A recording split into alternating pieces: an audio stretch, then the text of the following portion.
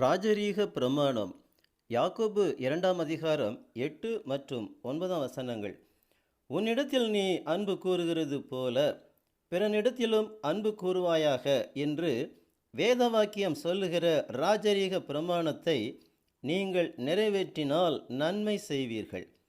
பட்சபாதம் உள்ளவர்களாய் இருப்பீர்களானால் பாவம் செய்து மீறினவர்கள் என்று நியாயப்பிரமாணத்தால் தீர்க்கப்படுவீர்கள்.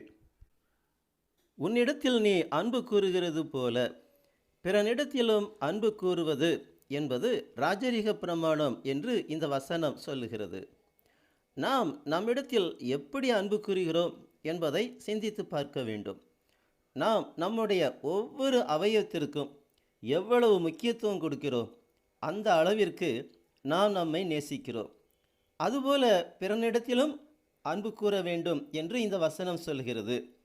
இயேசு கிறிஸ்து மத்தேயு 7:12 சொல்லுகிறார், ஆதலால் மனுஷர் உங்களுக்கு எவைகளை செய்ய விரும்புகிறீர்களோ அவைகளை நீங்களும் அவர்களுக்கு செய்யுங்கள். இதுவே நியாயப்பிரமாணமும் தீர்க்க தரிசனங்களுமாம். பிற மனுஷர்கள் நமக்கு மதிப்பு கொடுக்க வேண்டும் என்று விரும்புகிறோம். இதையே நாமும் மற்றவர்களுக்கு செய்ய வேண்டும் என்று இயேசு கிறிஸ்து சொல்லுகிறார். நாம் வியாதியில் இருக்கும்போது அல்லது சில துன்பங்களை கடந்து செல்லும்போது மற்றவர்கள் வந்து நம்மை விசாரிக்க வேண்டும், உதவி செய்ய வேண்டும் என்று விரும்புகிறோம். இதையே நாம் மற்றவர்களுக்கும் செய்ய வேண்டும் என்று இயேசு கிறிஸ்து சொல்லுகிறார். இதுதான் ராஜரீக பிரமாணம் என்று பரிசுத்த வேதாகமம் சொல்லுகிறது. பிலிப்பியர் 2:4 சொல்லுகிறது, அவனவன் தனக்கானவைகளை அல்ல பிறருக்கானவைகளையும் நோக்குவானாக.